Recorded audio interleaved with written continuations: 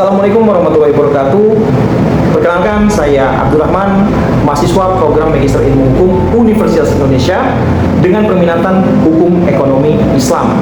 Kali ini saya ingin membahas terkait dengan pengaturan pemanggilan sah dan patut di Badan Arbitrase Syariah Nasional menurut teori kepastian hukum Islam.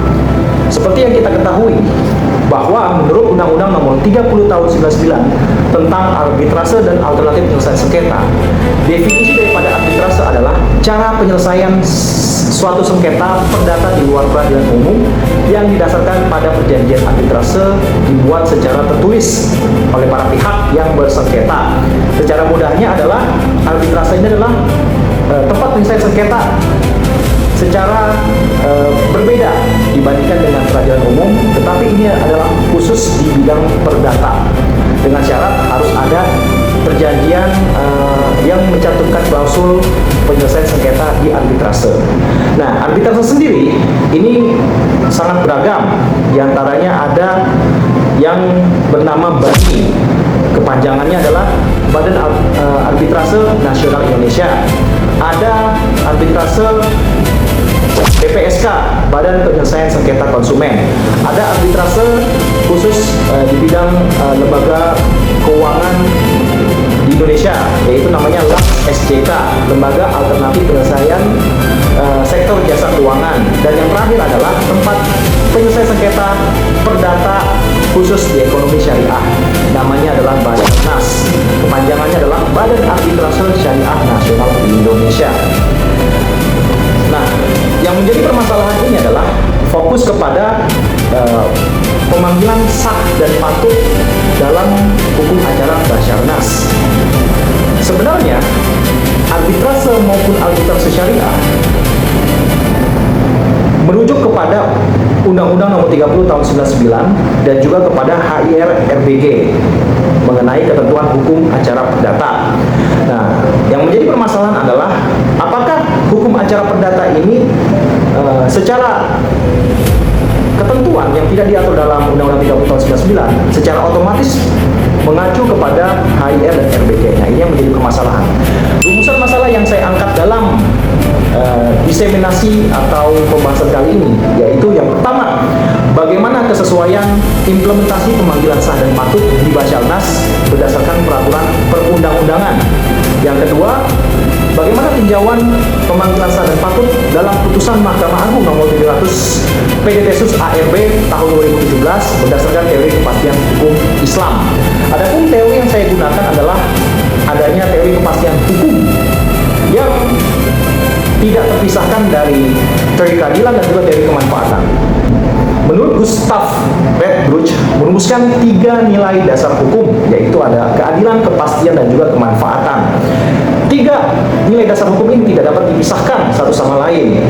Bahkan ketika misalnya dalam suatu kondisi yang ekstrim, apabila kepastian hukum dan juga keadilan ini berbenturan, maka yang diprioritaskan adalah keadilan. Hal ini selaras dengan salah satu pakar kepastian hukum Islam, yaitu Ibu Neng Jubaidah, mengemukakan bahwa teori kepastian hukum Islam ini tidak terpisah daripada keadilan dan juga kemanfaatan. Bahkan ketika misalnya suatu kepastian hukum Islam berbenturan dengan keadilan, maka yang diprioritaskan adalah keadilan. Nah, seperti yang kita ketahui, namanya kepastian hukum Islam mengacu kepada surah Al-Isra ayat 15. Pada poinnya adalah Allah tidak akan mengazab seorang sebelum Allah yang Maha Adil mengutus seorang Rasul untuk menyampaikan wahyu Allah kepada manusia berupa ketentuan-ketentuan di bidang hukum baik bersifat qat'i dan dzanni. Nah, secara pengertian pemanggilan sah dan patut, sebelum saya bahas ke situ ya. Jadi pisau analisis saya ini dari hukum yang bersifat qat'i dan dzanni ini, bagaimana menentukan suatu aturan yang belum diatur dalam peraturan yang bersifat qat'i atau yang jelas, maka digunakanlah adalah konsep yakin. Ya, yakin ini kalau secara kaidah fikih, al-yakinu la yuzalu bisyaki, yakin tidak dihilangkan dengan keraguan. Nah, hal ini nanti dikaitkan dengan permasalahan yang ada. Nah, pengertian daripada pemanggilan sah dan patut, kalau menurut Yahya Harahap dalam hukum acara perdata, sah secara ofisial, secara resmi, patut secara properly atau secara ketentuan yang ada. Artinya, kalau dikaitkan, ini bisa berkaitan dengan siapa yang berwenang untuk tugas pemanggilan dan bagaimana cara penyampaian hal tersebut. Dalam bab 2, nah, pemanggilan sah dan patut secara peraturan perundang-undangan, kalau dibandingkan dengan lembaga peradilan, arbitrase ini termasuk arbitrase syariah tidak memiliki ketentuan yang secara spesifik. Nah, contohnya, misalnya ya, secara umumnya, bagaimana ketika surat tersebut tidak tersampaikan kepada termohon?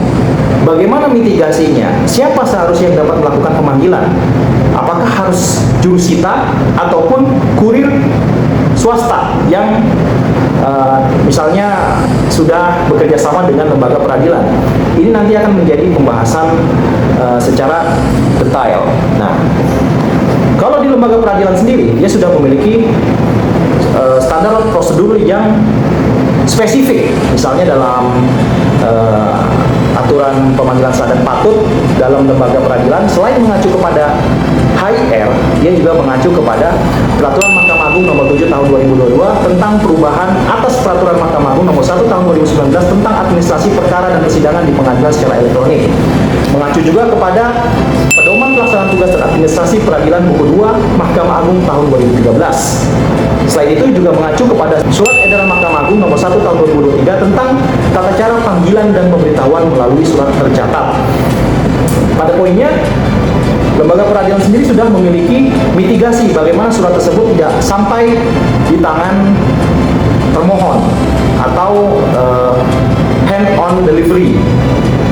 Maka bisa dititipkan kepada petugas wilayah atau penguasa wilayah setempat seperti RT, RW, lurah, kecamatan, dan bahkan bisa dilakukan pengumuman secara terbuka. Nah, ini yang diatur dalam ketentuan pemanggilan sah dan patut menurut peradilan.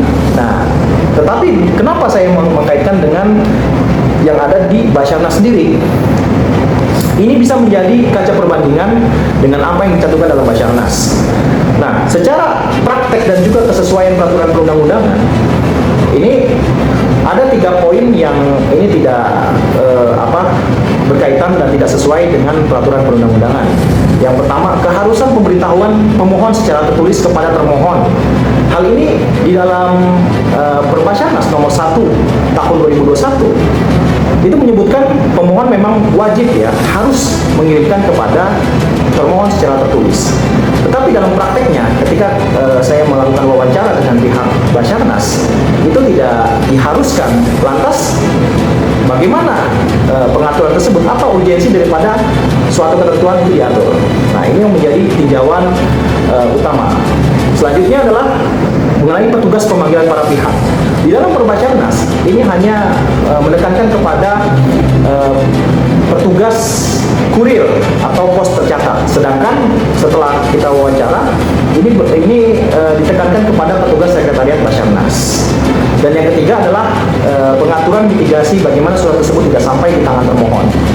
Nah, ini juga tidak diatur, tapi dalam prakteknya Basarnas sudah melakukan alternatif atau opsi bagaimana surat tersebut tidak sampai, maka dia bisa menitipkan kepada keluarga atau pihak yang bersangkutan, ataupun dia bisa menitipkan kepada penguasa wilayah yang ada seperti RT, RW.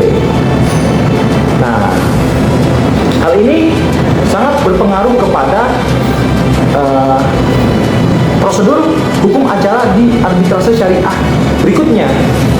Misalnya pemanggilan sah dan patut ini tidak dilakukan secara baik, ya karena memang di sisi lain Perbasarnas hanya mengatur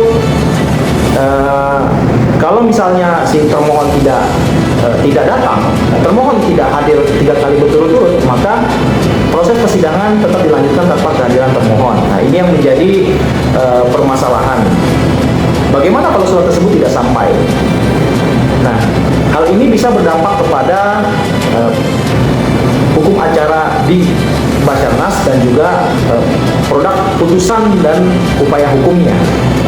Dalam hukum acara ini, termohon tidak memiliki waktu, ya, tidak memiliki kesempatan untuk mengajukan jawaban atau perlawanan atau sanggahan. Begitupun juga dalam putusan dan juga perlawanan, begitupun juga dalam putusan dan upaya hukumnya, termohon tidak memiliki ruang kembali untuk melakukan protes bagaimana pemanggilan sah dan patut tidak dilakukan oleh Basarnas sebagaimana mestinya. Nah, ini nanti yang berkaitan dengan pembahasan bab 3. Di pembahasan bab 3 ini, ketentuan di dalam putusan Mahkamah Agung nomor 700 PDT-Sus tahun 2017 pada poinnya, si termohon ini merasa tidak dipanggil secara sah dan patut. Nah, tetapi hal ini dilihat dan ditinjau bagaimana dengan teori kepastian hukum Islam. Di sini ada 4 poin yang menjadi permasalahan dari putusan tersebut yang bisa saya dapatkan dan bisa saya teliti. Yang pertama, keharusan penggunaan pedoman petugas geosita pengadilan menurut termohon dalam pemanggilan sah dan patut para pihak. Yang kedua, keharusan pemberitahuan pemohon kepada termohon melalui elektronik di awal permohonan. Yang ketiga, tidak ada pedoman mitigasi pengantar surat panggilan sah dan patut jika termohon tidak ditemukan di tempat.